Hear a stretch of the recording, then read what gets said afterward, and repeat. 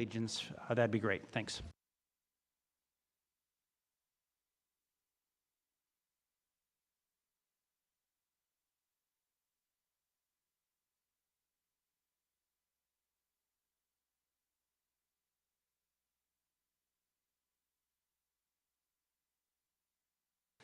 Thank you all very much.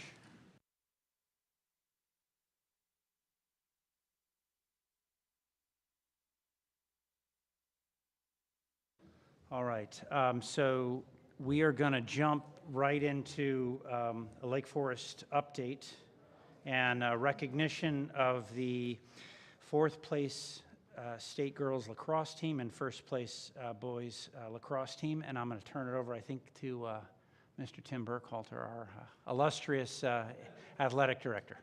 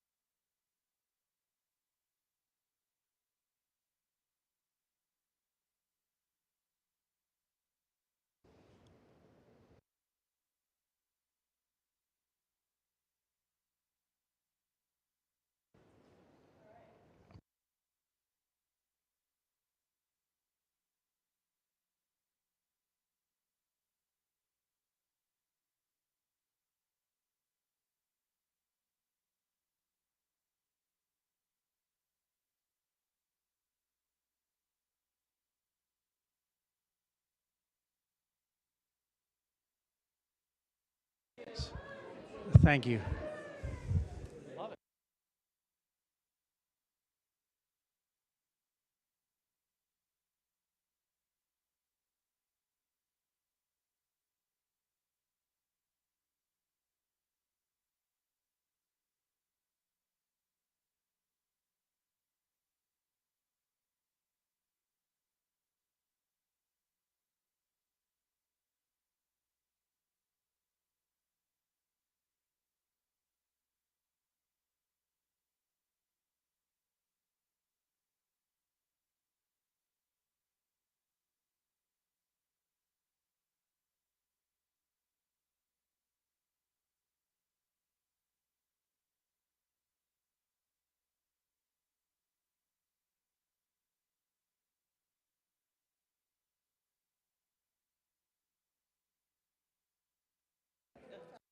Start working that finger out.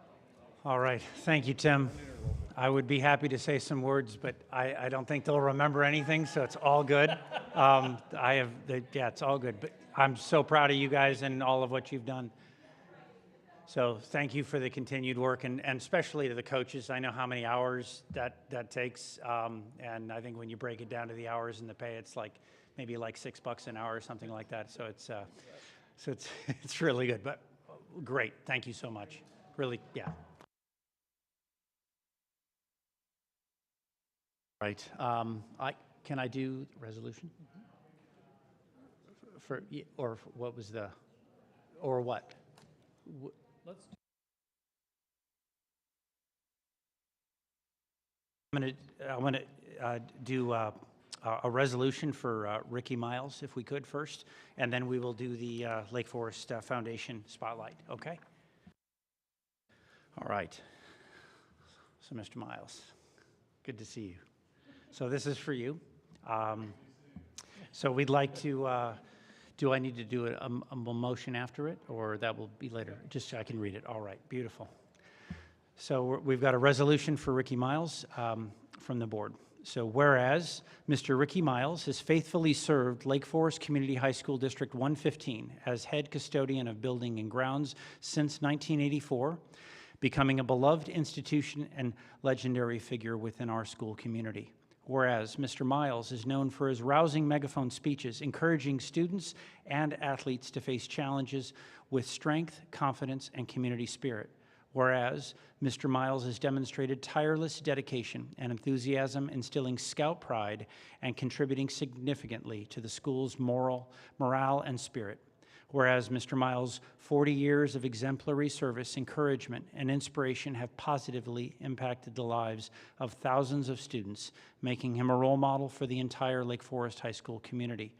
Whereas Mr. Miles has been honored by the Lake Forest High School community with a mural in the cafeteria, ensuring his legacy will continue to inspire future generations. Whereas Mr. Miles is also highly respected and admired by staff members for his hard work and unwavering commitment to Lake Forest High School, embodying the essence of Scout pride and excellence. Whereas Lake Forest High School declared that April 11th was recognized as Ricky Miles Day in honor of his 40 years of exemplary service and dedication to the Lake Forest High School community. Whereas upon his well-deserved retirement, we wish Mr. Miles more time doing the things he loves, including spending time with his family, playing golf, and riding his motorcycle. Therefore, be it resolved that the Lake Forest Community High School District 115 Board of Education expresses for itself and the citizens of Lake Forest, Lake Bluff, and Knollwood its profound gratitude to Mr. Ricky Miles for his 4 decades of steadfast service, inspirational leadership, and tireless care for our Lake Forest High School facilities. Be it further resolved that a copy of this resolution may be permanently entered into the Lake Forest Community High School District 115 Board of Education minutes.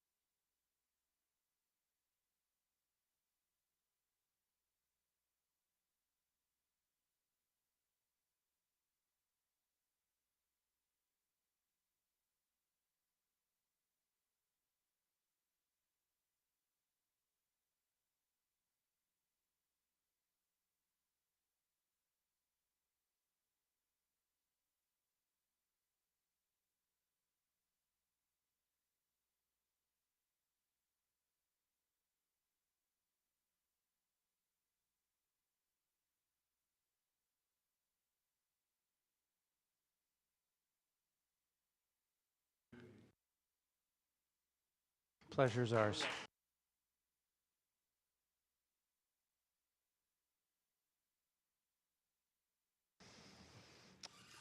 All right, the foundation. If you guys would be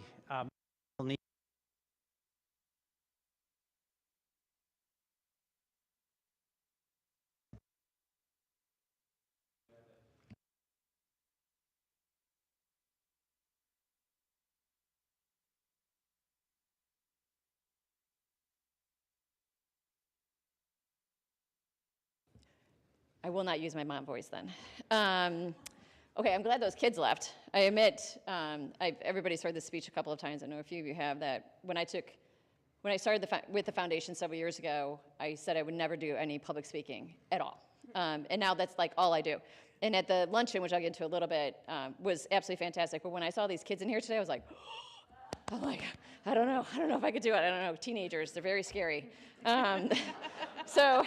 Anyways, I'll go on. So good evening, everyone. I'm Maureen Fitzgerald, chair of the Lake Forest High School Foundation. This is Jennifer Fitzgerald. She's vice chair of the Grants Committee. First, I would like to thank you for this opportunity to speak to you about all the wonderful partnerships between the foundation, school, staff, and administration. I would be remiss if I did not thank Dr. Montgomery and Dr. Lenart for attending so many meetings this year. It means a lot to the board to hear directly from both of you. Also, the thank you to Corey Homer and Ashley Malik for their continued support and sometimes on a daily basis. And also a thank you to JT at the front desk, because I am seriously there so many times, and the photo that I take, he could be making money off me, and we joke about it every time, and sometimes I do silly faces just to get his reaction. So I have to give a shout out to him at the front desk, because he makes it fun to He's just a joy. He's just a joy. So anyways, I'll go. So our mission is to support, enrich, and enhance the Lake Forest High School experience for all students, faculty, and staff by investing in educational excellence. In the fall,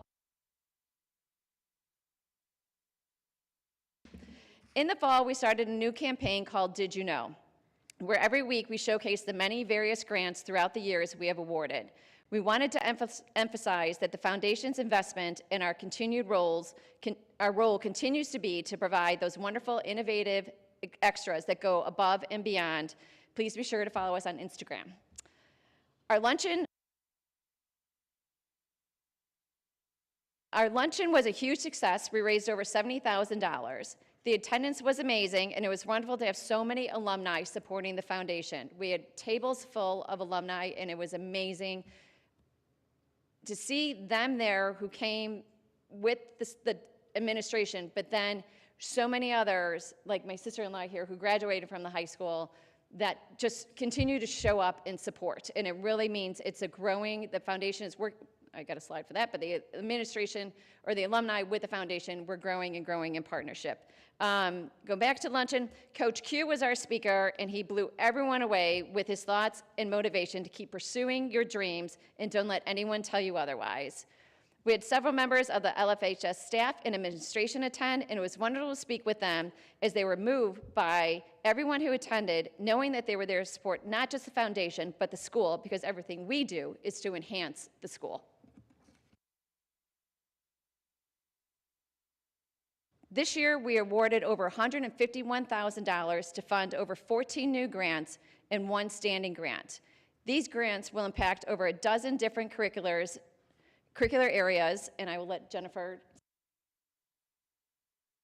As the grant chair, I'm completely honored to have this role. It is so much fun, but it's so much work. I am moved every single day that I get to work with my committee and meet with teachers and students and parents who want to benefit our school, who see a need and say, what if we could do blank? That is the best job that we have, and I am so lucky that we have so many parents and donors from the community who are willing to support our efforts to give the little sprinkle to make things more amazing. Last year we gave a plasma cutter. It's the first one, on the North Shore, but it's one of the first ones in the country. And while our art department and various departments of the school learn how to use it, We are on the cutting edge, and that's where we want to be.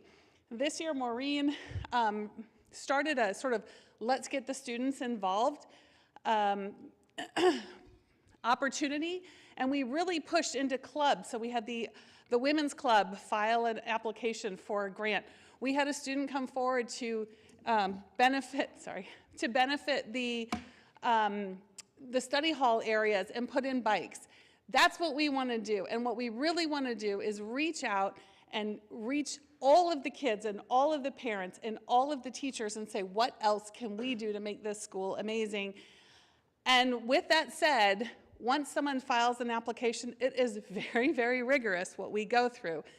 Everything is double crossed, double checked, all the I's are dotted, or those grants get rejected. So we encourage everyone to file grants, including the principal and the superintendent, and we will look at what you file, and we hope to be able to continue to do the work that we're doing. What's great is actually right now, there's a couple of grants already being used. We granted 35 truck bikes for the outdoor education program, and they're already out there using them, which is fantastic.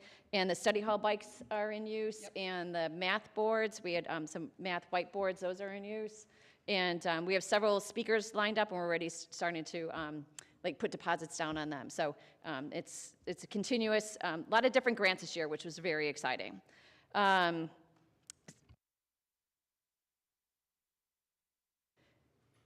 So in 2014, we partnered with LFHS to create the Business Incubator Program. We funded the initial curriculum and outfitted the customized classroom designed to ignite brainstorming and foster collaborations as students develop products and services for the real world. Since then, this junior level honors class in the business department has offered students a unique opportunity to become true entrepreneurs by creating and developing their own product or service. This program has had a tremendous impact on the lives of the students enrolled. Even those who don't make it to Pitch Night learn and grow so much during their year in the Business Incubator. Pitch Night was held on May 22nd, and once again, the students did an amazing job in their presentations.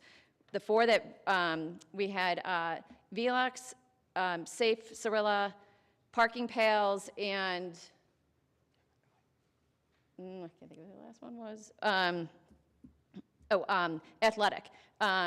Absolutely amazing presentations. These kids really came far when you meet them in October to Pitch Night. It's absolutely amazing. Lastly, I just would like to thank Melissa Oakley and Leslie Fisher, who, with their help, has built a strong relationship with the alumni.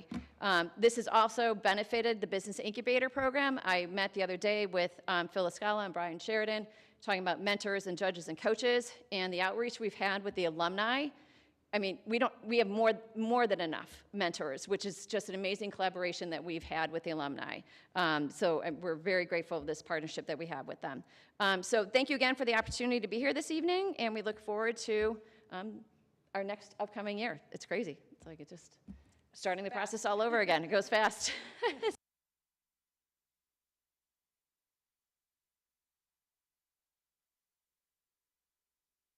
We're going to have you guys come up for a picture as well, so come on.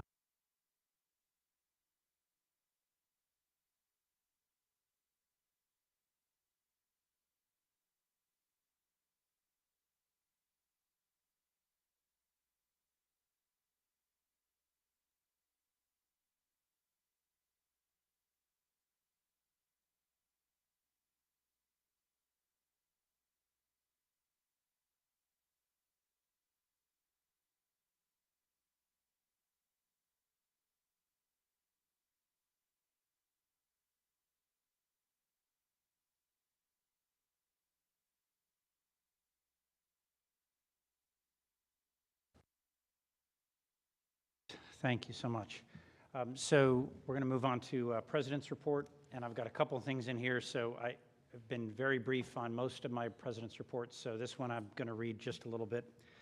It's one page from me, and then there's a little bit more. Dewey Weinbrenner, who was not able to be here, also wanted to chime in on a few things that ties into a little bit of the work we've done. So a lot of this is in kind of really thinking about it as a letter, literally to the public, but also a year in review. So if you can bear with me for a moment. As we reach the end of another school year, it is with great love and admiration for my community that I say thank you for the trust and support that allows me to humbly serve you alongside my fellow District 115 board members.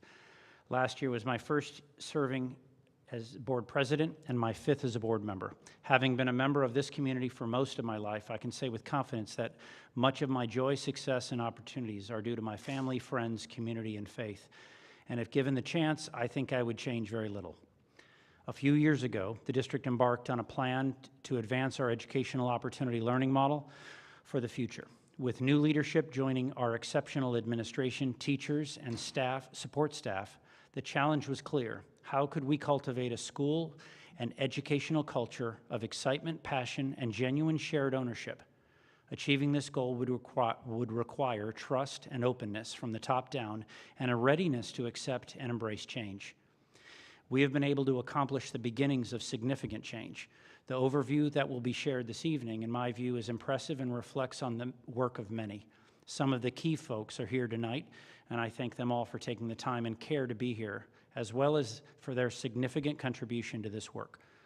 Our current and future success is due in large part to their efforts. There are many individuals I wish to thank and acknowledge for bringing us to where we are today. My gratitude, though, must begin with Dr. Matt Montgomery and Dr. Aaron Leonard.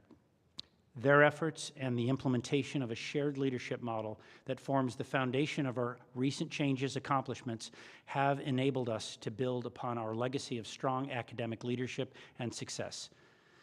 Many have shaped our current state and future direction, but without Matt and Aaron, I'm less confident we'd be as well positioned for our next steps in this journey.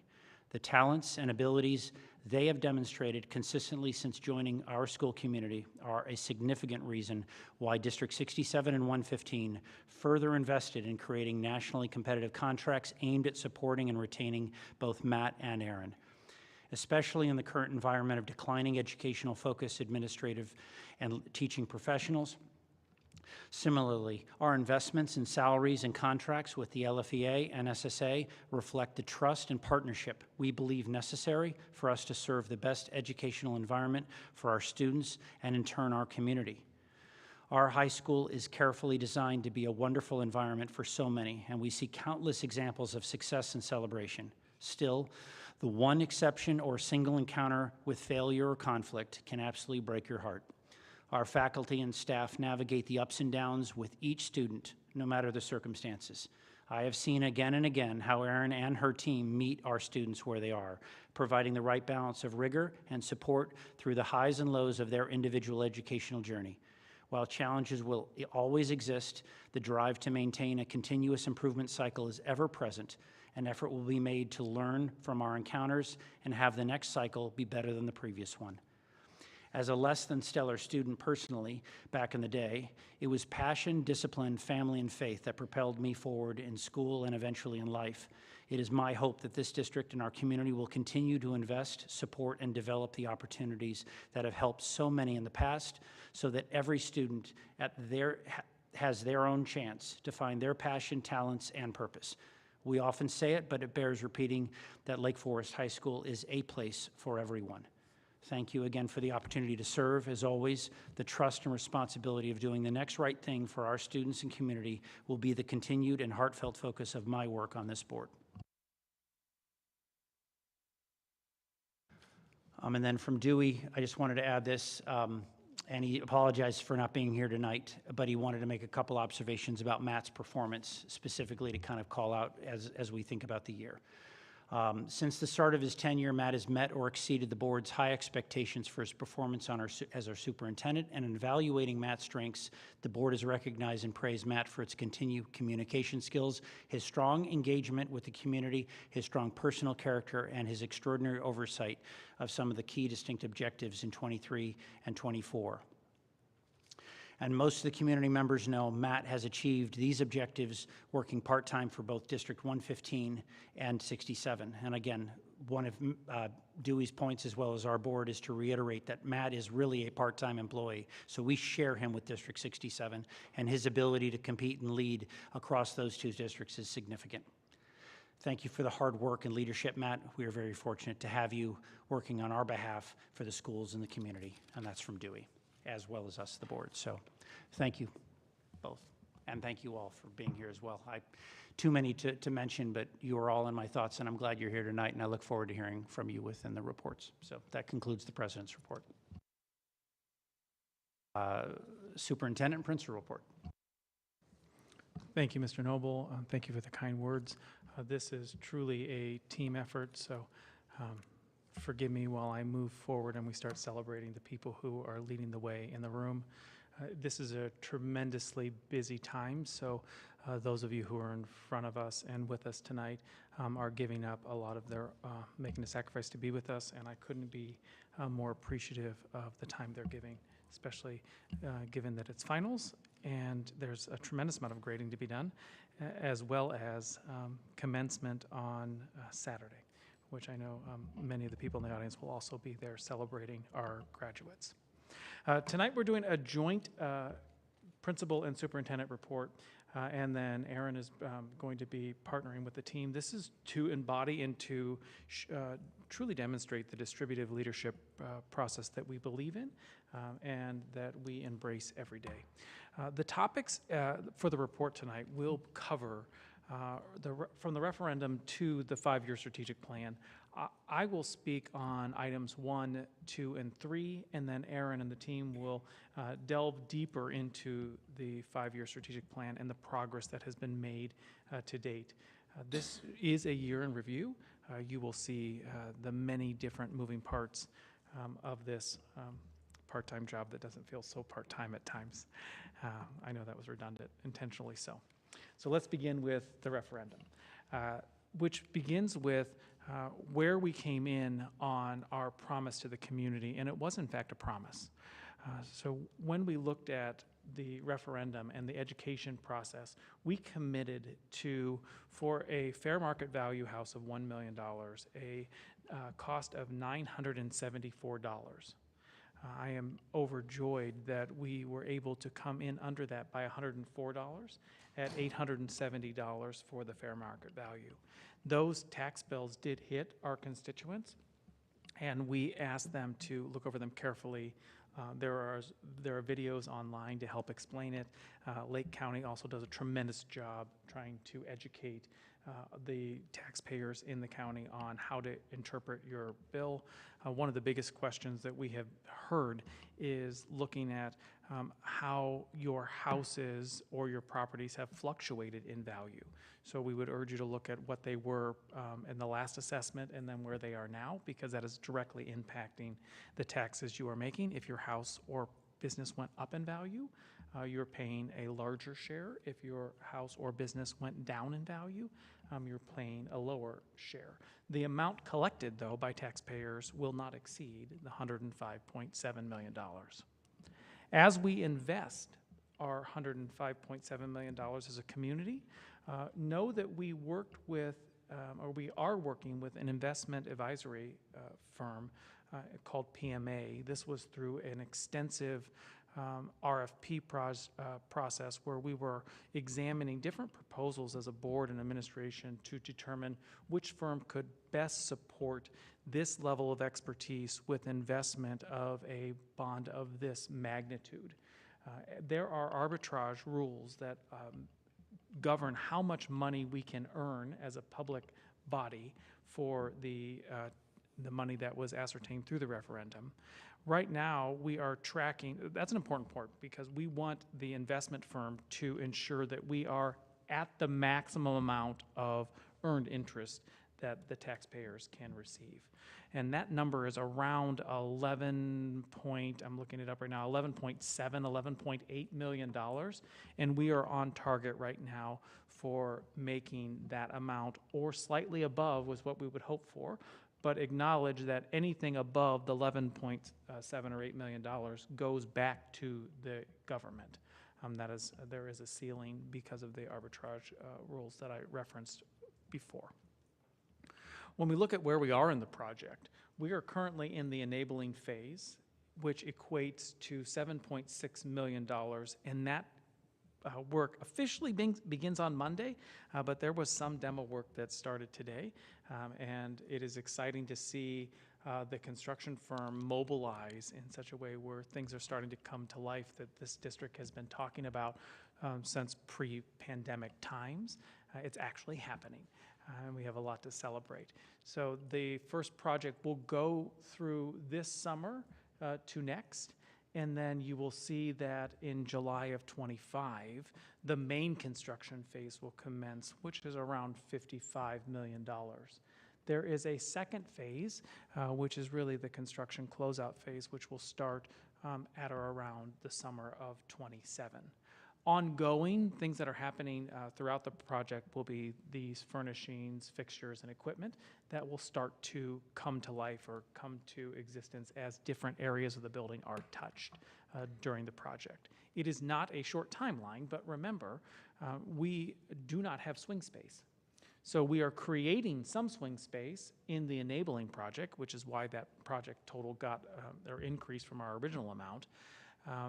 But we are not bringing in mobile trailers. We are moving around the building, which is showing you from 2023 to 2028 on this screen that you see before you. A major component of any project is engaging with the key users who will be in the space. And I am proud of the work that Perkins & Will has done to date around getting direct feedback through multiple different touch points from user groups of the spaces in which we are touching. And you can see the sheer magnitude of the spaces or of the touch points that have happened since December to now on the screen before you. Another component that we committed to was leaning into the experts in the community, and those experts were solicited through an application process, and they are members of what we deem the Capital Project Advisory Committee. And you can see their expertise on the screen.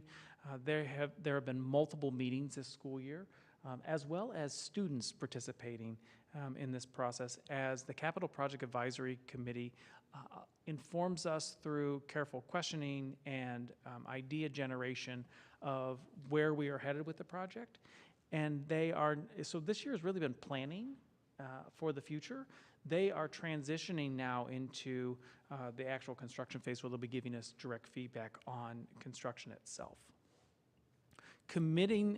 We have made a commitment to ensure that our community is up to date with what is happening, and we're going to share some of those venues in which, or mediums that we're using to keep our community involved and informed. One of them is through a recent referendum update we had on April 11th of this spring. It won't be the last one, but it was one where we transitioned from what could be to what is going to be, and I was thrilled that people were active and engaged in that process. The tracking process is something that we are acutely aware of, that each stakeholder in the community will want varying levels of detail, and we are trying to set up information that they can go as taxpayers as deep into this process as they want. So you will see on the website today a referendum construction dashboard where you can track the progress of the project. And you can go down all the way into the latest invoices that were issued and paid for. So we are trying to layer the supports of information to make sure that our community is informed, because our commitment is on time and on time, on budget. We really want on time and under budget. And we are tracking with the first set of bids at over $1 million under what we estimated to be headed in the right direction. And we will continue to maintain that level of excellence throughout the life of the project. This school year, we have worked on community engagement through a multitude of options to gain feedback from our parents, our guardians, our community members, with or without students in the district, as well as different community leaders, whether it be the city or through the chambers or even the Rotary and service organizations. On the screen right now is a menu of sorts of how we're trying to meet our community where they are. We don't want it to be onerous on a community member to find more information, so we are trying multiple different approaches to meet their needs through Mrs. Oakley and her team. In an effort to bring more individuals into the fold, this year we also started the Superintendent Advisory Council through an application process. I was thrilled that we had over 75 applications. There's about 27 individuals that are participating in this, and they are meeting quarterly and then also getting access to classroom experiences through learning walks that we've started in 67 that will continue into 115 next school year, where we're asking the community and inviting them into the school when it is in session to see what's actually happening in the classrooms. With the Let's Talk series this year, we focused on artificial intelligence and had 3 different sessions in that series with the help of the Lake Forest College, and the conversations were robust and multi-layered. And I was excited each time we had one of these experiences. This is different, remember, from the Let's Talk in the past, where we did hot topics on a myriad of different topics of interest. This time we focused directly on AI. Next year we're going to build on some book studies, which I'll talk about momentarily. The Board of Education engaged in 3 to 4 different coffees throughout the year, where both Mr. Noble and Ms. Helms met at Gorton to invite the community in and talk about whatever was top of mind. And there were some that were as few as 1 people, and some that there was as many as 20 individuals that came to see us and spend time with us. I want to take a moment and just give a shout out for Dr. Lennart, who was with us every one of those and gave up yet another night of her life for this district, and we're grateful for her and her expertise. We had some book studies this year, which is, the reason we bring this up is how we are trying to create partnerships. That's a part of the strategic plan within the community. This conversation with Meg Kissinger on the book While You Were Out was a partnership with the Lake Forest Bookstore as well as Gorton, and there was numerous people in attendance for this event, and it was powerful, really taking a deep dive into suicide and overall mental health in a time that I don't think any of us are eager to go back to, and how we approach deep mental illness within a community. I had the pleasure of interviewing Ellen through the FAN Network, or Ellen Galinsky. We're on first name basis now. And it was on adolescence, on the breakthrough years. Powerful book on how teens want to be seen and heard, and how we can develop better relationships to support them.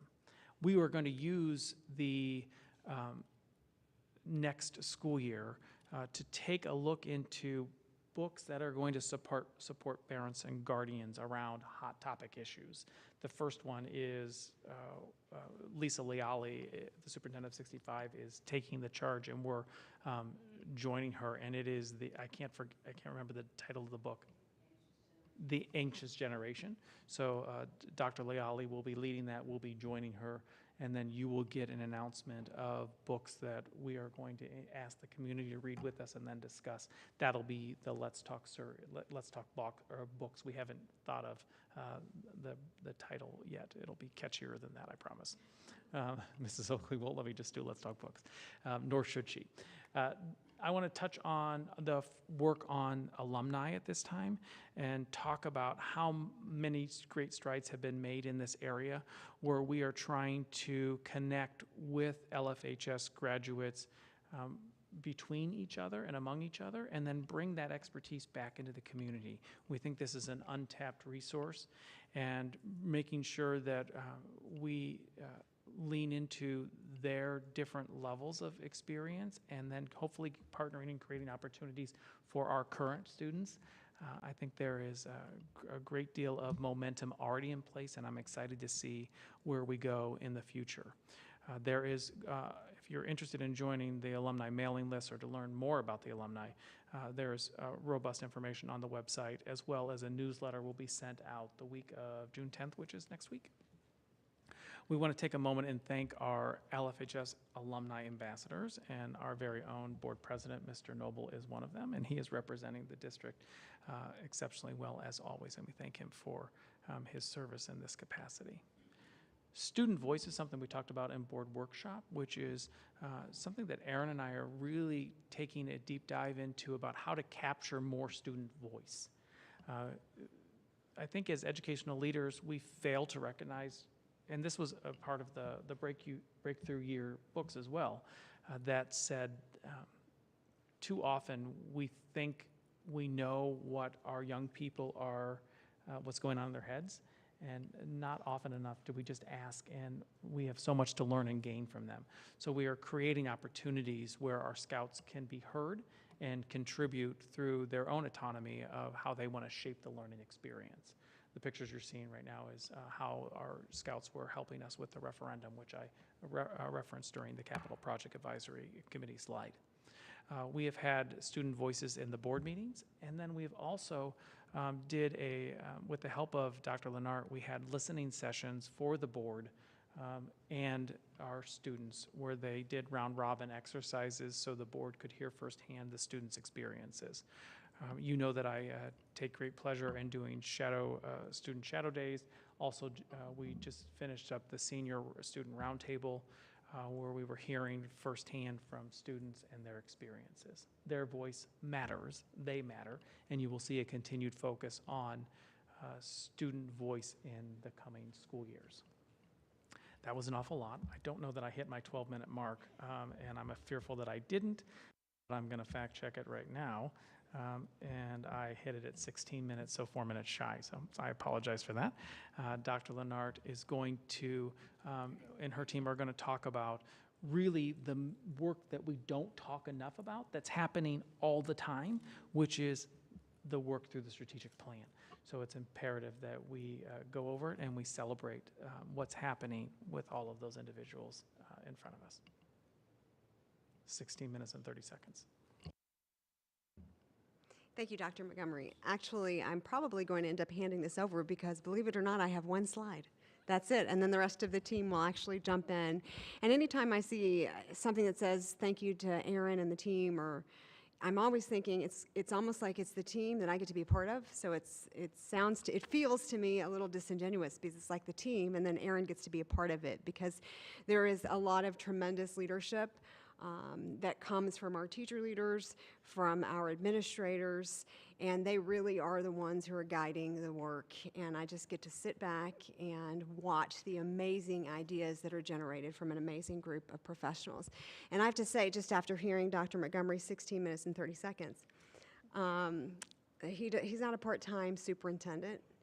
And if I can just say, as a principal who has been in this position for a long time, not just at Lake Forest High School, but before that, and has worked in many different districts with many different superintendents. He gives 120% of himself. He gives it whether it's out in the community, whether he is advocating for referendum to better a high school that he only just got to know a few months before he started the process and fell in love with in a community he's sending his own children to, or whether it's the many meaningful and lively conversations that he and I have when it comes to the strategic plan and his telling me we just need to do this work and helping me to problem solve how this work might come to life within Lake Forest High School.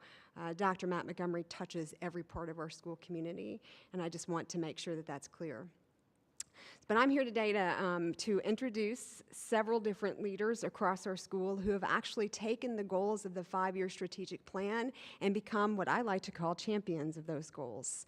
So we have different administrators and teacher leaders who are taking different aspects and they're making sure the work is happening because they're leading the work and they're making sure they're standing up groups of teachers and support staff members who are helping to support the work as well. In year 1, which I think we just newly adopted this October? Is that when we fully adopted the strategic plan, September, October? We got to work immediately on looking at what the strategic plan was asking us to do. First, Matt with the leadership team, and then me with many members of the administration and teacher leadership, and starting to break it down into what we've referenced a number of times as a 100-day plan. So saying if the end goal is this, then where do we need to be 100 days from now in order to start inching towards that? And it was a deep dive that we all took. as the leadership team that teacher leaders have taken as well. And I am happy to report that we have already done a tremendous amount of work in our first 100 days, eager to reflect on that this Friday as a team and to start to think about what that next 100 days will look like. So a couple of things that will be highlighted this evening: career pathways. We have a huge celebration in the college and career pathways. That was part of Goal 1. Portrait of a learner. We're doing some tremendous work to begin the process of ensuring that we are clearly defining those competencies. Shared leadership, you're going to see that from teacher leaders coming forward with our school innovation improvement planning team. What's the work coming this summer based on student and staff focus groups? Our multi-tiered systems of support continues to improve. Really excited to show the work that we've done, as well as some of our work around SAT that falls really under that category, and how we're providing interventions for students. One Lake Forest High School, that vision statement. We have a lot of work that's happened around that in this first 100 days. Excited for one of our teacher leaders to present that. / administrators, kind of serving in both roles. And then career connections, opening our doors and making sure that the community has been more involved, and we actually put community members, business members in front of our students. So that goal 3 of ensuring that we're engaging more stakeholders. So very excited for us to begin sharing our work. And with that, we will begin with Mr. Douglas, Steve Douglas, who is our Career Pathways Department Chair, as well as a new media teacher at our school, and he will be speaking about the work around career pathways. All right, thank you so much, Erin. Sorry, there we go. Yeah, there has been a lot of success that we've been able to experience, and so we're going to start just with our most recent success and kind of work our way backwards. And if you want to hit play.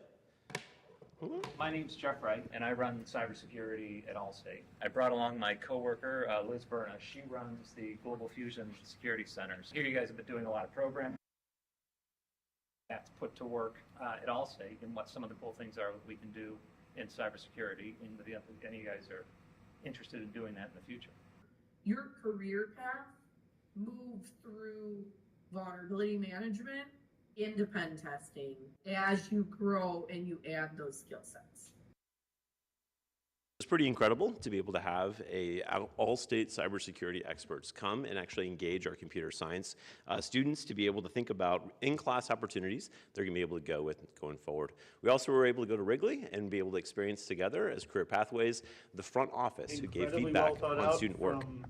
Location, the storytelling behind the logo with why you use the colors. You've had 3 brands in there that are Seattle based. Like that is 70% of our outreach, right? You have social media, you have influencers, like where does it go from here? And you guys have all the, fundamentals, which is awesome. As mentioned earlier, we have alumni that were able to connect us with unique experiences, getting inside of Cubs Productions to be able to see exactly what it means to be kind of in those kind of specific elements. But what I want to show you are some of our seniors who are reflecting back on their last 4 years. We got to tour the business side of Hollywood by visiting a company that connects actors, screenwriters, and directors with agents. And this really interested me because as someone who's going into business, I got to see ways in which my future career can intersect with the film world. Also clarified what I'm looking for in a college and what doesn't align with my personal goals. We visited Chapman, where we spoke with the Dean of Dodge College. We also spoke to the Dean of USC and sat in a coding class while learning about their film programs, all the top film schools in the country. Chapman was the first college I've ever looked at, and officially where I will spend the next 4 years, all because of this LA trip. I enjoyed learning about the different departments within Roundabout and how they communicate together in order to make the best possible production. Without sound, color, or video editing, the final product would not be the same, which highlights the crucial collaboration needed even in the professional world. Being able to learn about the various businesses in Lake Bluff has also grown my own sense of citizenship, where I feel more connected to the community than I did before. Also, networking isn't as bad as it sounds. As one professional put it, it's just like making friends. Over the past 8 semesters, new media has helped me to communicate in new and productive ways, taught me how to work collaboratively, and introduced me to a great community. So you can hear our students connect those different ideas from the career pathway endorsements to the portrait. And that's the ongoing work that we're looking forward to doing. You heard critical thinking, you heard communication, citizenship, all of those different elements. So in our first year, we have 7 students who have been able to finish the whole entire career endorsements, and we look forward to next year having be able to add computer science and then about 5 more business endorsements on the diplomas on Saturday. Thank you.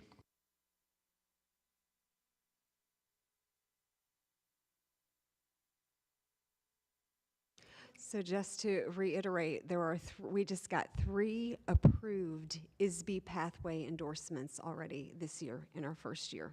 So thank you for that, Steve, and your leadership. All right.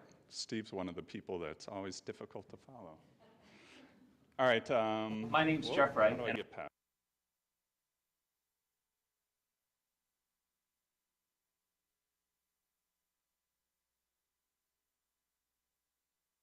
All right, portrait of a learner. Our short-term goal, as you know, is to define the portrait of a learner competencies, which are confidence, adaptability, empathy, communication, critical thinking, and citizenship, and then figure out ways to measure them.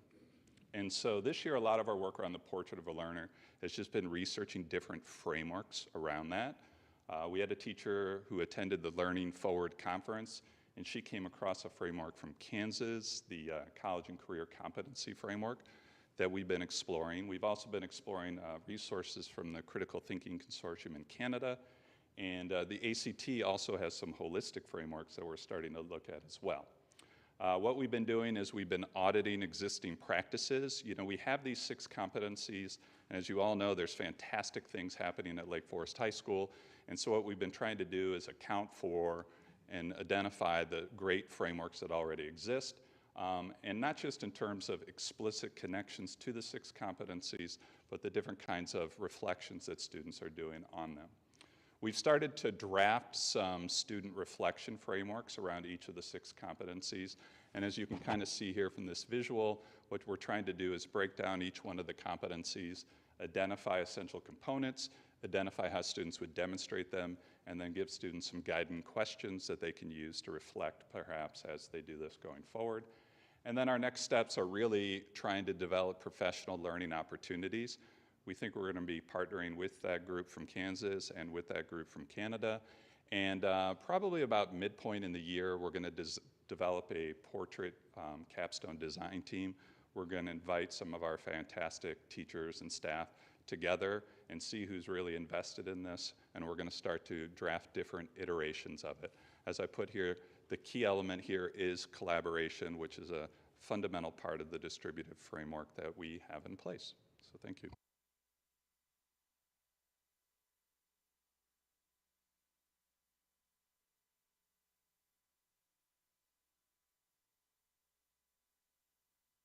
I'm holding the button. You have to do the clicker then. Okay. So we're representing the SIP group today. So we're going to start off. You got to click for me. There we go. So I think we were probably the first group that came into the shared leadership model. Is that accurate? So our job has been to strengthen school culture, academics, and systems being a kind of a exciting area for us for whatever reason. But what I want to talk about with the shared leadership model is what it's engendered. When we first came in and we started doing our focus groups, to be blunt, there was not a lot of trust going between the faculty and the administration. And the faculty has really, because of the substantive change that we've created, and the leadership opportunities, the culture of the school has shifted dramatically in the last 3 years. So I really want to thank both Aaron and Matt for that.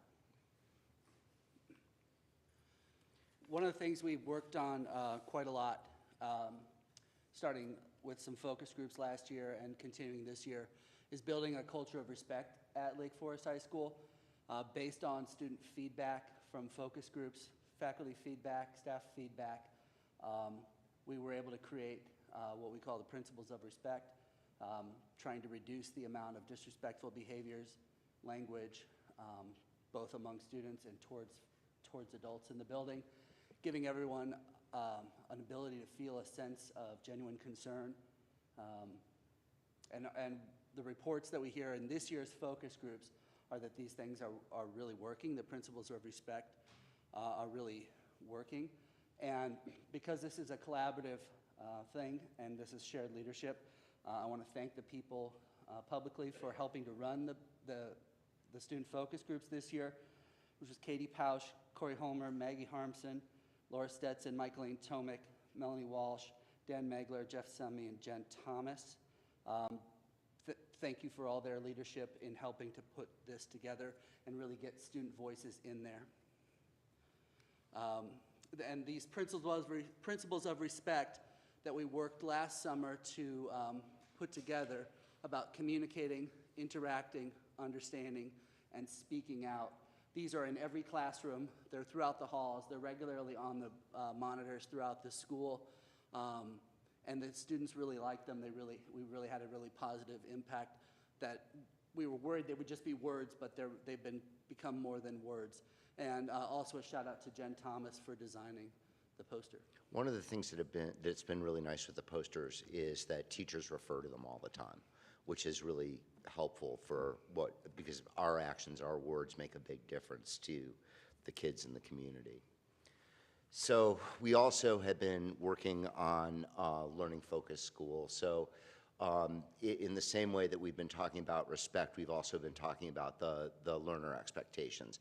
And that goes further than just I sound like I'm denigrating the posters, but it goes further than the posters in that we worked last summer and the summer before on syllabi statements, on things that are making actual change within the classroom procedures. We've been working, and this is kind of a running deal, but obviously with the new technologies that are coming out, we've really been working on academic integrity. Our two biggest things that I think we're proud of this year, and I got to be blunt, we're really proud of them. Our chronic truancy rate is down to about 10%.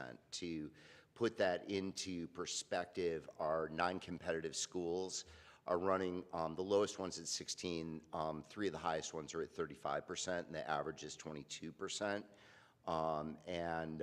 We really have to do a shout out to not just the deans, but also the teachers who have been hunting them down. So, and then the last thing is the cell phone policy. Surprisingly enough, that actually came from the student focus groups, we're still pushing further into that area with the dean's office. We have to thank Frank Lesniak and Jonathan Silver and Laura Clegg, but we've rewritten part of the student handbook now to make it even more enforceable. But the biggest thing that we found out was during the school day, kids were doing two things. One, they were talking to each other face to face, and two, cyberbullying was way down. So and we were hearing that from the kids in the focus group this year. I don't know where I'm at. Oh. Learner expectations. This is a lot of the work that went into this and then went into the syllabi. And for this, we really need to thank Jeff Summy and Steve, where did he move? Steve Dunn and Kristen Carlson did just tremendous work on that last summer. And these posters are also up all around the school and in the classroom, designed by Jen Thomas as well. So for our next steps, we feel really good about what we built on, but we're going to continue building on that even more. So we're going to involve training in, I know that later on during the One Lake Forest presentation, Dre is going to talk a little more about some of the specifics, but trainings for staff, upstander training for students, refining and reinforcing the learner expectations, continuing to build on the posters, and just making it a part of everyday culture that we talk about in the school and during classes and things like that. We're also going to be trying to, we've already started discussions, but we're going to be trying to work in with the feeder groups, the feeder schools, so that we can start this at an earlier age, especially in respect and and in learner expectations. We'll continue to work on academic integrity. We're continuing to work on attendance, and as I said, we've increased the wording in the student handbook on cell phone policy. And our last thing, a couple shout outs.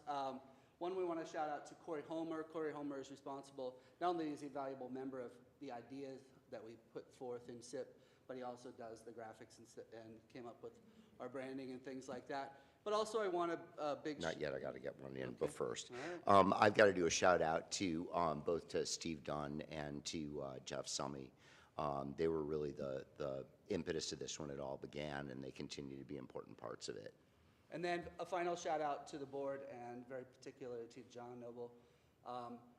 John came to our Institute Day when we were presenting all this information and assured everybody that everything that we're talking about has the full backing of the board, and that was very important for everybody to hear. And so thank you to all and to John for all the support in helping us help try to improve the school. Can we get you back next year? Thank you.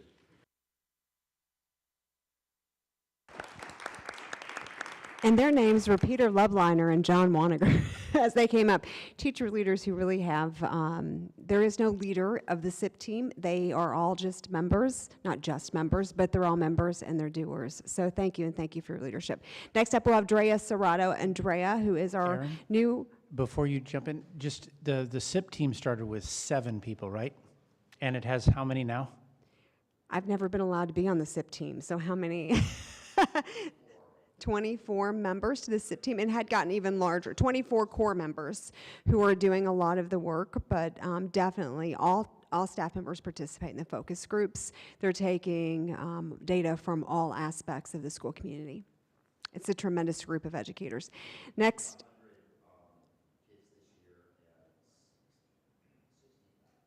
100 and then 60 faculty members who came as well.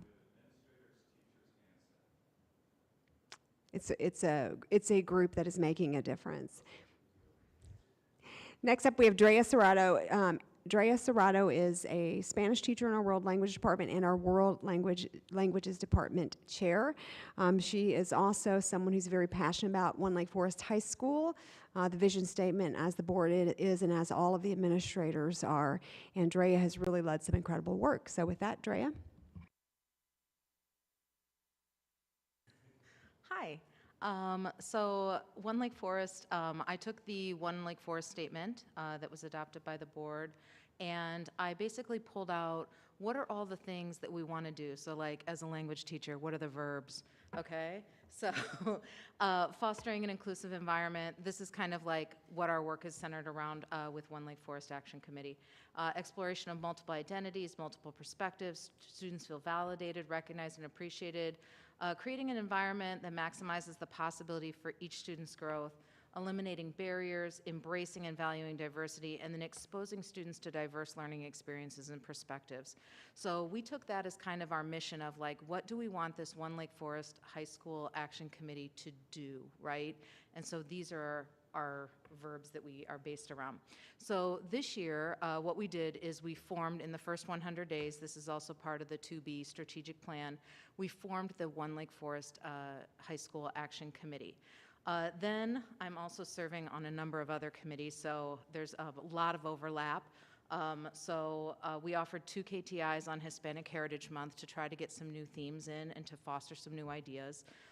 And also present multiple perspectives like the mission statement says. And then we offered 2 KTIs on AAPI month type of themes. We offered KTIs on upstander training or anti-bullying. We offered this year to increase access and opportunity for individual growth.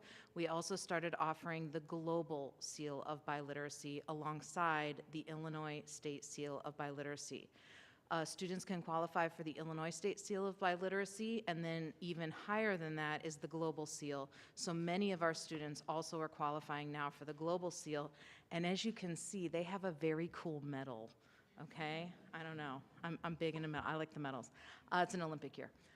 So I actually learned about the Global Seal of Biliteracy when I was sent to Central States Conference, which was funded by the school. So I really appreciate being able to go to these conferences and having the support of professional development so that we can go and find out about these other opportunities for our students and then immediately bring it back.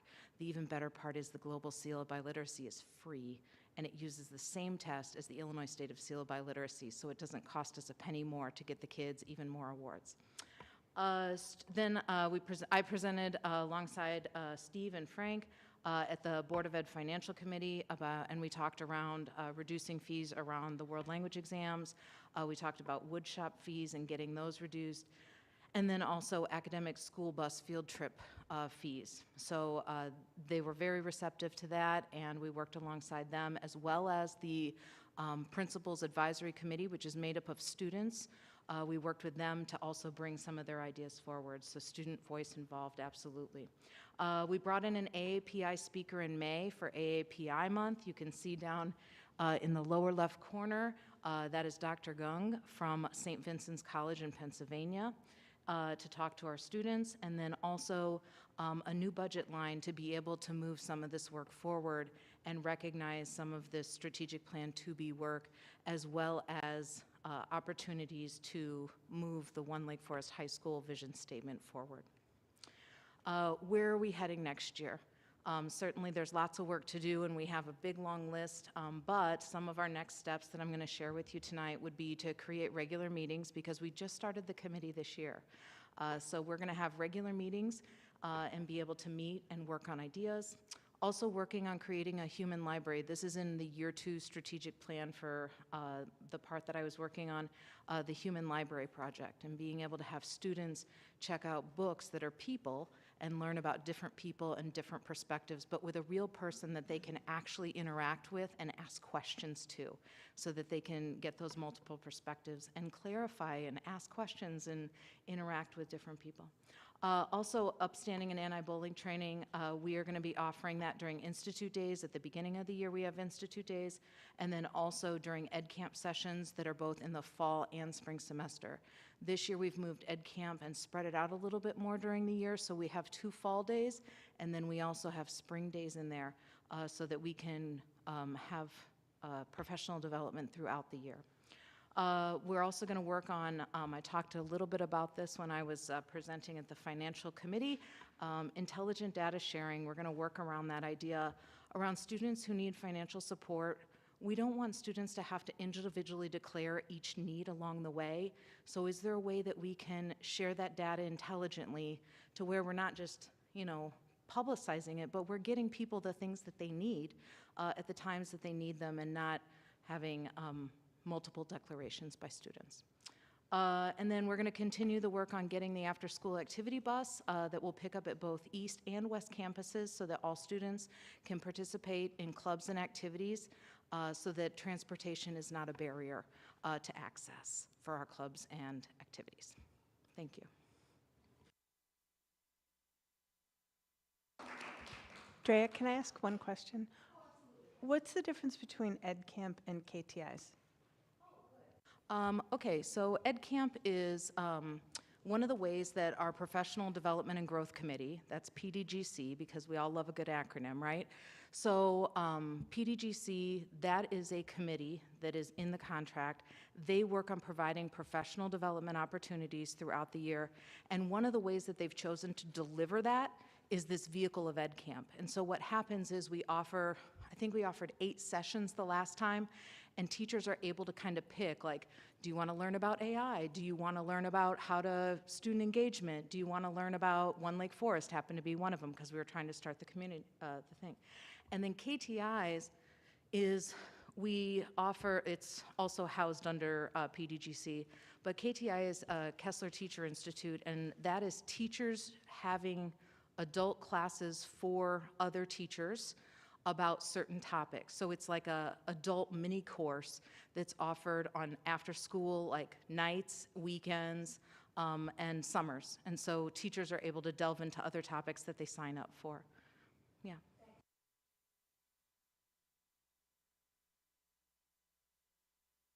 Thank you, Drea. Next up, we have David Hain, who is our MTSS, I want to say coordinator, but it's like extraordinary administrator of all things MTSS for us, because he does an incredible amount of work. So with that, David.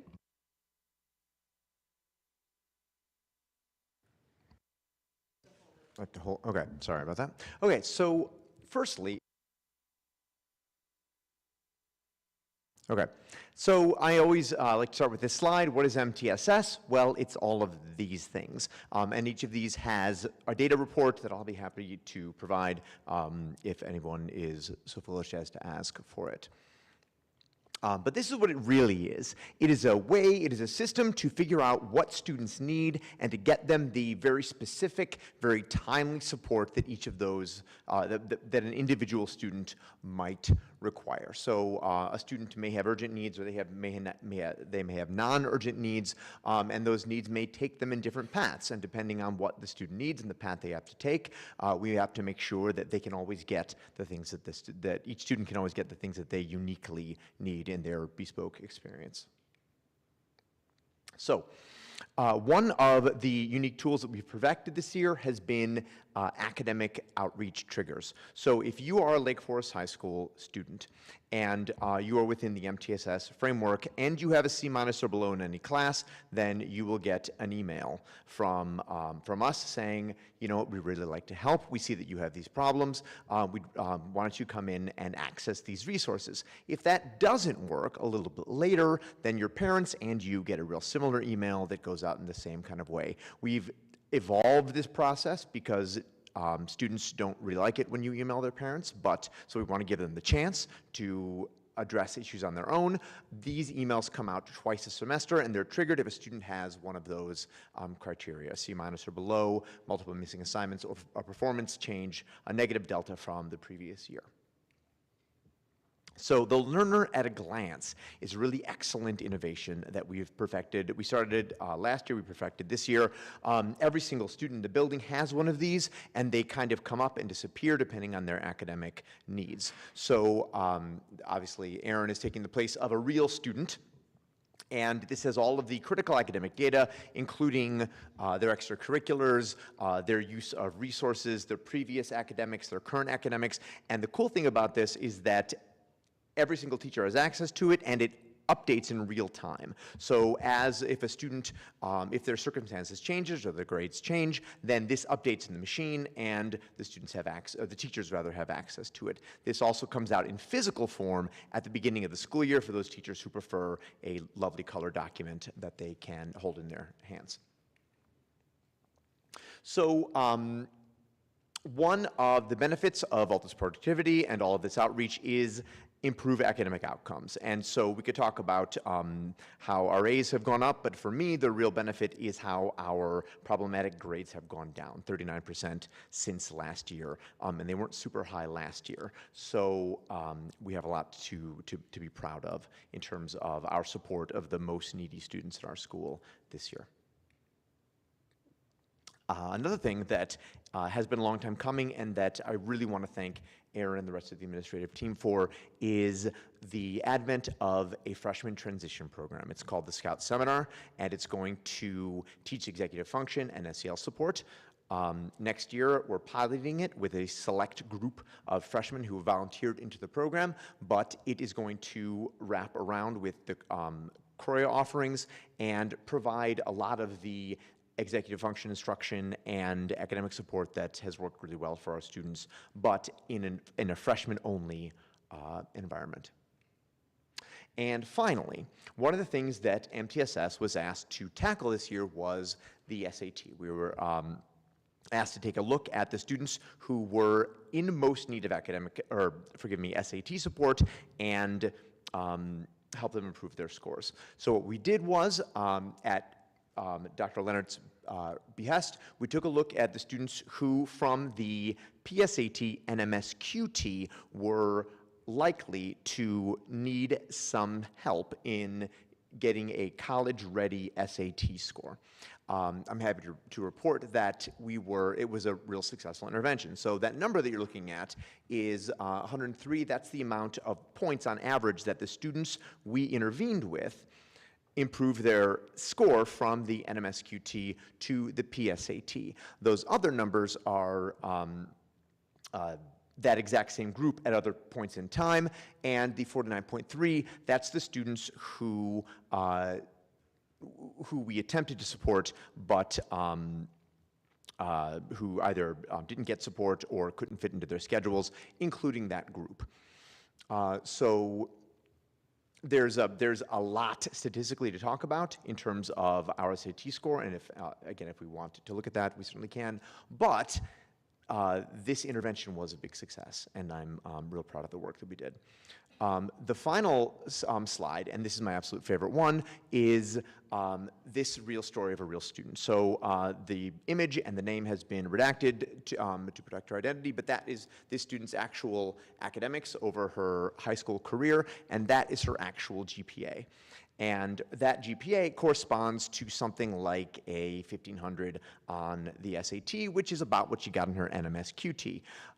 Without intervention, she likely would have gotten that on her SAT, but she didn't. She worked really hard and was able to improve to move her SAT score considerably higher than where it would have been otherwise. So through her hard work, through the intervention of our team, we were able to produce a fantastic outcome for this student, such that her college prospects are now there at the blue line and not down there at the red, where her academics would have led her to go.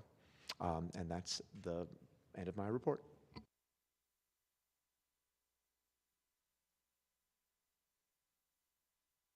So David, all academics, SATs, we don't put too much on your plate, I hope, at all. But as you can see, and one of my favorite graphics is the SAT comparative data and just the internal supports that are clearly working, some of the building and the SAT supports in class, and how we're seeing growth from students who aren't even accessing the interventions from that. So we look forward to continuing to grow. And with that, I think we're going to end with none other than the extraordinary Dr. Patrick Sasson, who honestly touches every aspect of everything that you've heard about and certainly serves as a true partner with me in all that we're doing at Lake Forest High School. So Dr. Sasson, tell us about all the wonderful things you've been doing with Career Connections. Steve, you complained about following Steve Douglas. Okay. So thank you all, and it's wonderful to be here, wonderful to be invited, and thank you for your kind words, Dr. Leonard. It is great to work with this team. This group here has done a lot of work in the trenches this year over the past summers. They are inspiring, and I can tell they are inspired by the work they have done, the changes they have seen manifest, and the support that they get from Dr. Montgomery and Dr. Leonard. And it's wonderful to be a part of that team in a small way. As mentioned at the board meeting in May, we're excited that our Career Connections and Career Readiness is part of Goal 1A.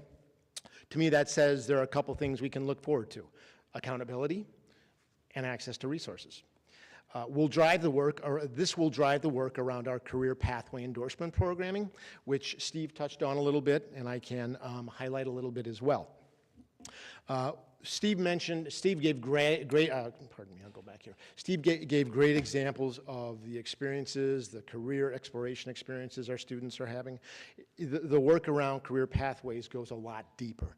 It goes around academic performances, outcomes on the ACT and the SAT. It is academic GPA performances and outcomes, and there are metrics related to career opportunities, volunteer opportunities, vocational opportunities, as well as AP and dual credit experiences. So along with a very robust slate of AP courses, Steve and myself and others in the career pathways and other science departments have drilled down into how can we expand dual credit experiences for our students. Through some already existing but growing partnerships with area colleges, and really looking at endorsement pathways for our teachers. We are already expanding the number of dual credit options our students will have next year, and I really, really am grateful for Steve, his just by nature ability to network, connect, and bring a vision to the table that's truly a 10,000-foot view. Another example of how we are growing our programming for students beyond just the curriculum in the classroom is the career connections and the professional panels that we highlighted, that we hosted this spring. The 4 topics were law and STEM, business and art and media. These were 45-minute presentations in front of students who were part of classes that were tangential to the topics at hand.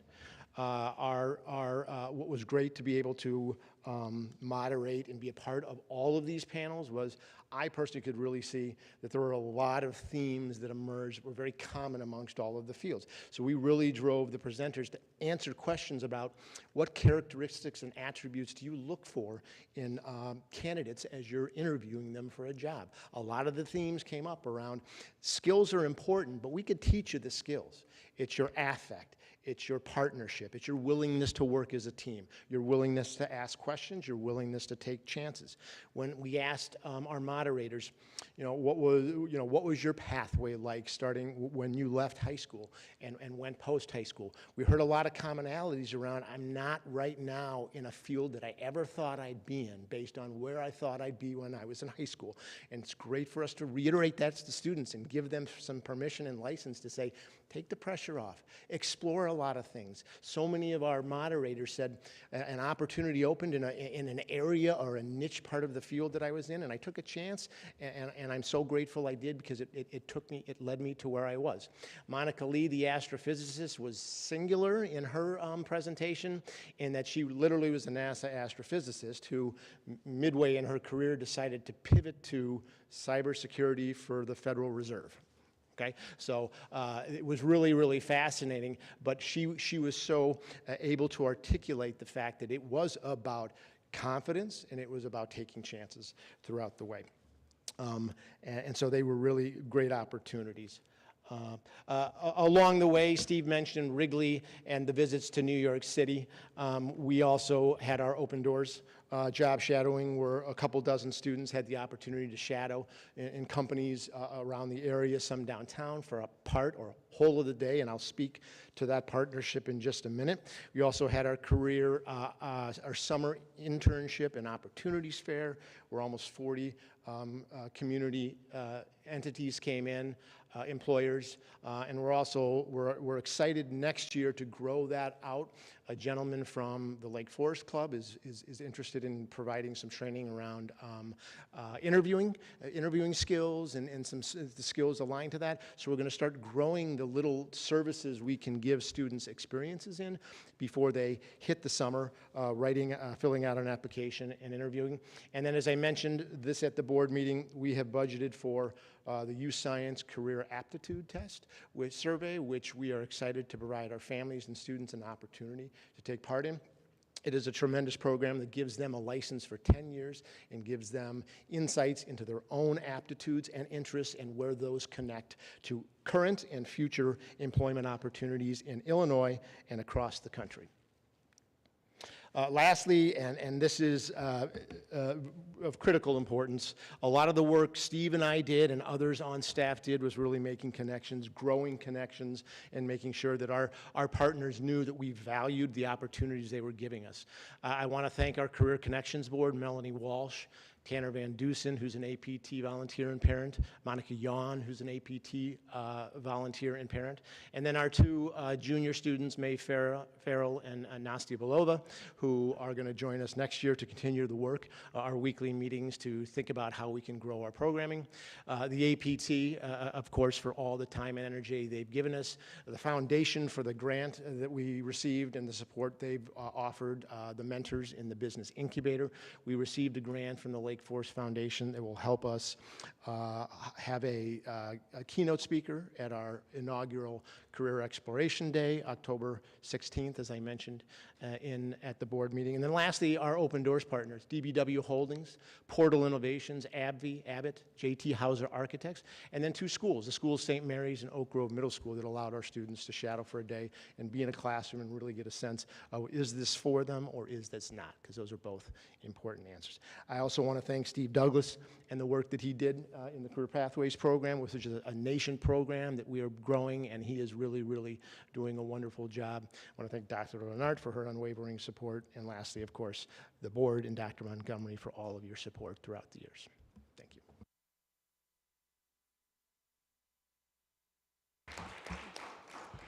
Thank you, Dr. Sasson. And believe it or not, I think we went over 24 minutes. So we did not do a very good job percentage-wise. Some of them were saying it was not me, but that's okay.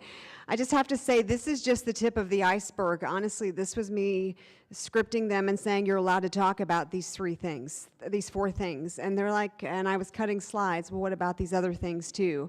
And this work that they've led. But really, it's just because, again, tremendous group of leaders, tremendous group of professionals who I think, it's late tonight, but you can tell they're passionate about what they're championing. So from the bottom of my heart, I'm so appreciative to the board for all of your trust in me and this team, Dr. Montgomery, who continues to challenge and inspire all of us as well.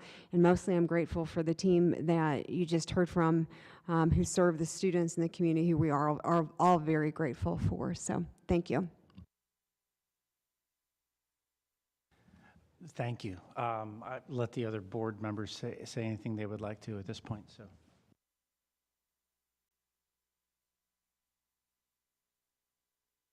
well, I thank you. This has been incredible. I appreciate all the time and to cover the things. I mean, a lot of it I knew and I've seen, and we've all seen aspects of the presentations, the communications that we've been going. The chance to be a part of it, the chance to lean into actually tell you our passions in those things, because I think from my first time coming on the board to even now, it's been aspirations of what the board, and I think it's just getting the right people at the right time. But the willingness for you guys to step up and do what you've done is just incredible. And it's just like turning a water faucet on. I mean, honestly, to see the kids and the experience and just to know what's coming next. Because, I mean, something as simple as respect, something as simple as trying to define what you're supposed to, or how do you learn? People would say, oh, well, you don't need to start there. Let's start over here. And not having the opportunity to start at those foundational elements, and you guys seeing that that's actually where you had to begin for things to change. And we're seeing the change, and you're seeing the opportunities. And I think of Lake Forest as, I want to be the best high school. It's obnoxious and rude to say that, because there are so many good schools, there's so many bright people, there's so many great opportunities. But to see the talent and the ability and the opportunities we have here to be that model for others, and I always talk about that we do it I want to be able to do it in a way to say that here's a Rolodex of best learning possibilities for districts and other places that don't have the money or maybe the opportunity to discover and take the risks that we can take. And I think that, to me, is our obligation as a community. And seeing you guys do that, seeing everybody leaning in to own that, and having Dr. Lennart and Matt and the admin team willing to just kind of throw what has been in the history something we've held on very tight to in the admin, out of maybe fear or other things that got in the way. And to see that kind of being broken down and the opportunity here, and I know not a lot of people are probably streaming this, but taking segments of this to share through the summer to people, and that they can see this and start to understand what is actually happening in the building. And the last thing I'll say is the opportunity to connect this type of story with the students and bring the families and the community back into the high school, because that's actually now started to happen. And it will only get better. It's risky and it's tough, but allowing the families to actually, and the parents, to be part of that journey with the students and really being a team approach. And I'm just super excited. I just thank you. So good stuff. Well, it's hard to follow John Noble.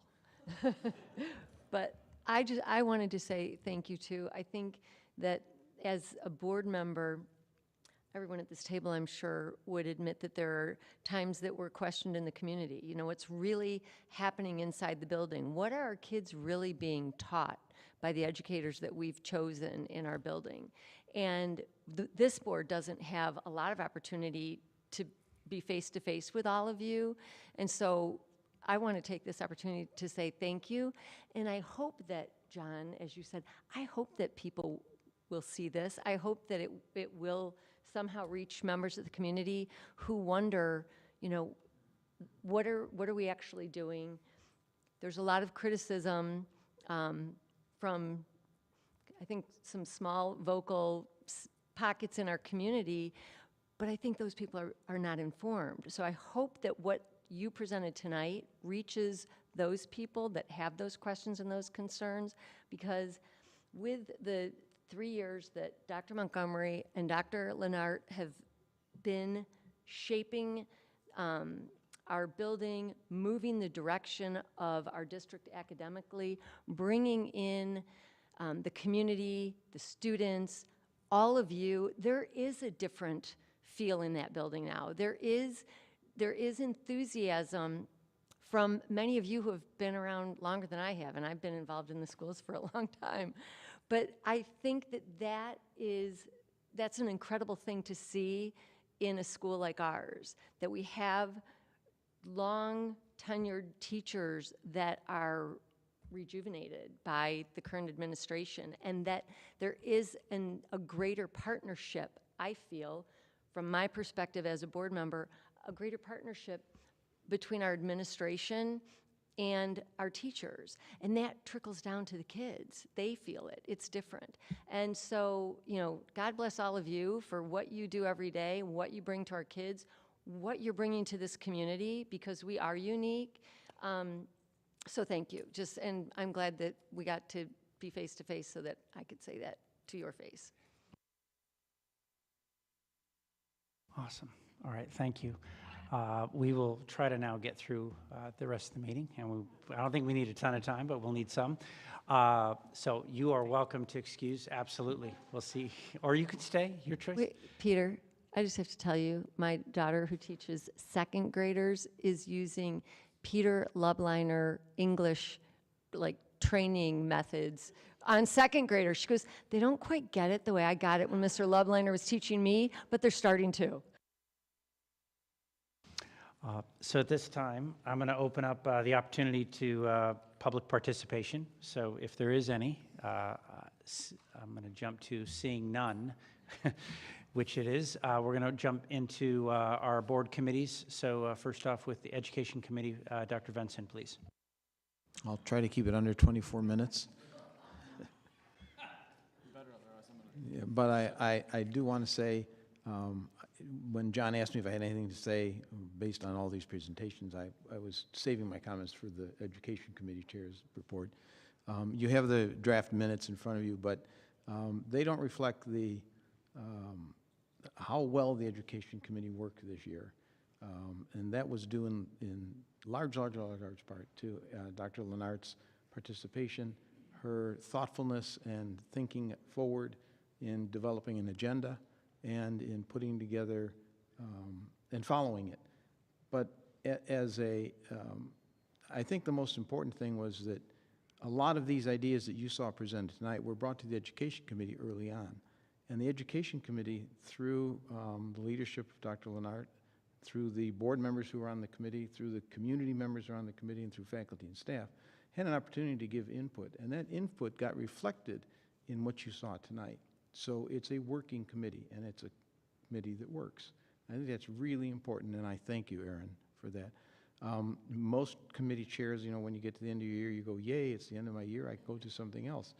As a person who's been involved in higher education at all levels for most of my professional career, I can say that if I have the opportunity, I'm looking forward to being chair this coming academic year, and to working with Aaron and working on a charter and another agenda, and especially looking forward to the board having the opportunity to hear all this up front. That's my report. Thank you, John. Policy, Sally Davis.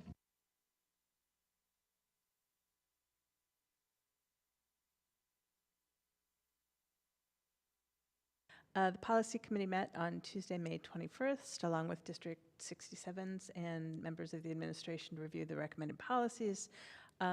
The majority of the policies you'll see were part of a 5-year review requirement. There are very few that have substantive changes to them. There are a couple of things that are that I'm going to call out. There is one policy that's being, that is on the action item as a standalone, and that is policy 7:130, student rights and responsibilities. We're going to move ahead to a second reading and then vote on that. That one is required by law, and it was missing from our policy handbook, so thank you to Tiana Tolver for pointing that out and getting us compliant with the state of Illinois. The second thing is the majority of them we will be on the consent agenda. I will tell you at this point, one of those I have asked President Noble to pull out, and that is 5:100, and it is because we are not going to change anything in our policy at this time. All right, thank you. Liaison reports, True North Educational Cooperative. John? Dr. Schneider's report is complete and can stand as the report for this evening. All right, thanks. And then on one of them that I did not add, the ed red, I will add a legislative update. There's some activity just summarizing the year from ed red, so I will make sure that gets attached somehow to for the public to see. Nothing in particular needing to call out, but just a lot of activity. So I wanted to make sure that happened. All right, on to action items.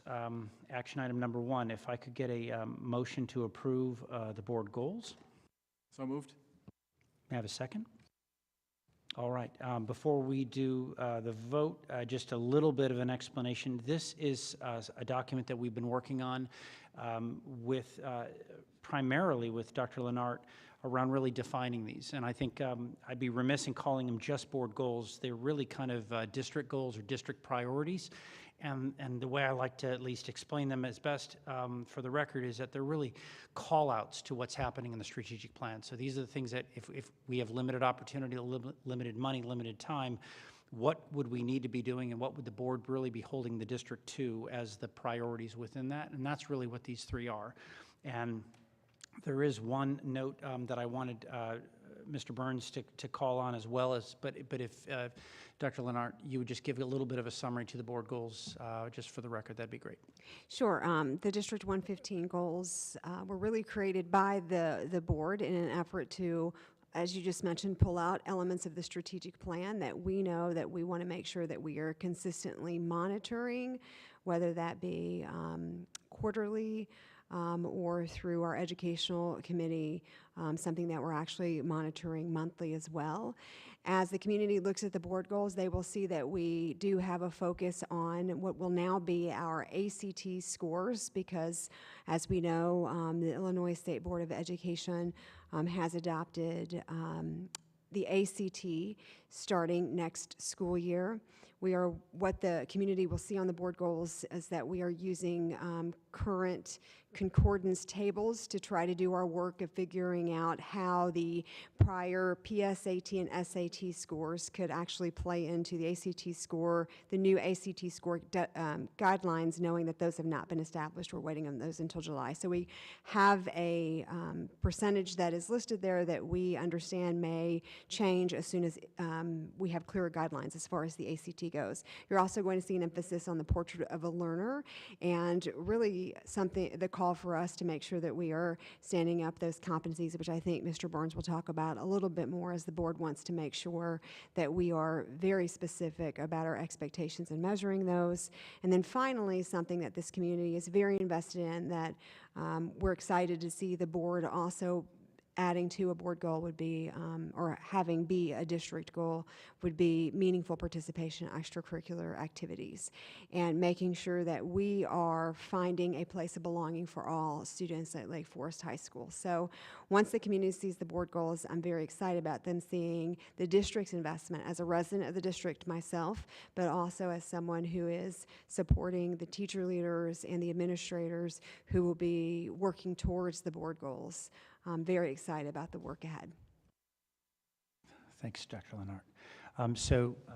Dave, I'll let you chime in if we could, just so as we look to approve this, holding really also attaching kind of a note within this.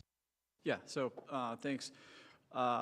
Just so anybody streaming or on the record, you're listening to this, the comment that I'm going to bring up is related to Goal 2, and it's the targets, and I'm just going to read it off right now. So by 2026, Lake Forest High School will both define the portrait of a learner competencies for success and determine how students demonstrate growth and mastery in those competencies.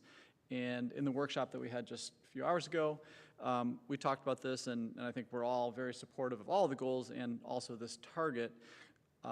But one of the comments that came up, and I think in addition, is that given this target, we're still trying to figure out how we're going to define mechanisms to, how we define what success looks like and how to determine how students demonstrate it. That by itself is a great target, but until we get that done, we can't really put together a metric or a measure of how effective our students are actually achieving that. And so the addition to this would just be a note that after we achieve the first target, we're going to amend it with an additional target as to what our expectations for success or for achievement of that. And right now we can't do it because we haven't figured out how we're defining it yet. So just a note that one more thing will be added. So that was the addition to what we already have. Thanks, Dave.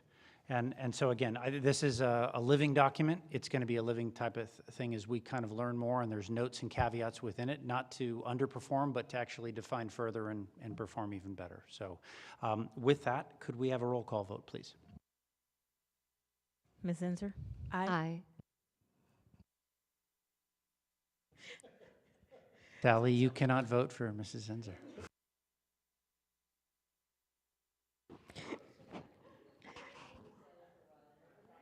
Dr. Vincent? Aye. Mr. Noble? Aye. Ms. Davis? Aye. Aye. Mr. Weinberner? Absent. Oh, that Mr. Burns? Aye. Motion carries. All right. May I have a motion to approve the 2024-2025 tentative budget, please? So moved. Second. Do we need a discussion? This is Jen, do you mind, super quick? Just, I know we're doing it now, but we will do it again. But yes, go ahead. That's correct. This is a pretty early tentative budget approval for the Board of Education. However, because your August meeting and your September meeting are not at least 30 days apart, which is a requirement of the school code, we needed to put the tentative budget on display tonight. Notice in our cover memo, we still have some work to do, which is typically work that we do every single year. So that will commence this summer, and we'll bring you back a balanced budget in the fall. Thank you for that. May I have a roll call vote, please? Dr. Vincent? Aye. Ms. Zinser? Aye. Mr. Burns? Aye. Mr. Noble? Aye. Ms. Davis? Aye. Motion carries. Thank you. May I have a motion to approve and to waive the first reading of new policy 7:130, student rights and responsibilities? So moved. Second. May I have a roll call vote, please? Mr. Noble? Aye. Ms. Davis? Aye. Mr. Burns? Aye. Ms. Zinser? Aye. Dr. Vincent? Aye. Motion carries. May I have a motion to approve the second reading of new policy 7:130, student rights and responsibilities, please? So moved. Second. Have a roll call vote, please. Ms. Davis? Aye. Dr. Vincent? Aye. Mr. Noble? Aye. Ms. Zinser? Aye. Mr. Burns? Aye. Motion carries. Great. So may I have a motion to approve the consent agenda items, including 1 through 14, with the removal of policy item 5:100 in item number 8, please? So moved. Second. May I have a roll call vote, please? Mr. Burns? Aye. Ms. Zinser? Aye. Dr. Vincent? Aye. Ms. Davis? Aye. Mr. Noble? Aye. Motion carries. FOIA requests, Sarah Reed Smart Procure 5 of 5 completed, L. Lawlett 3 of 4 completed, Frank McCormick 9 of 12 completed, Jeff Brinkett 7 of 8 completed, Samir Vidra 2 of 2 completed, Billy Kirsten 1 of 1 in progress. And those are on the website as needed for people to review if they wish. Lastly, public participation at this point for anybody else that would like to comment at this time. Seeing none, unless, Phil, you have something? No, okay. Great. So announcements. Thursday, June 6th, last day of school for the little people. Saturday, June 8th, for the big people, will be the graduation ceremony. Tuesday, August 13th, 2024, will be our next board meeting at 7 p.m. here. And with that, thank you all. And anything else? No? Two things. Two things. One, Thank you. We want to congratulate Annie Helms, who was sworn in during the board workshop, and we're excited to welcome her to the Board of Education for 115 and thank her for her service for 67, and we'll miss her terribly there, but grateful that she will be joining this team. And then second, as I was perusing emails, I did get an unfortunate email that was a happy, sad email of Dr. Jeff McHugh's formal resignation of June 30th. This is his last board meeting, and with the most appreciation and gratitude, I want to thank him for his service to these districts, and we are going to miss him terribly. So let's please join me in a round of applause for Dr. McHugh.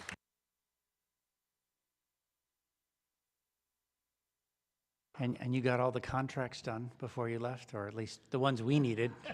So thank you. I really enjoyed the time, and albeit negotiations are painful, it was fun to do that with you. So you'll be fantastic, as I'm sure you know.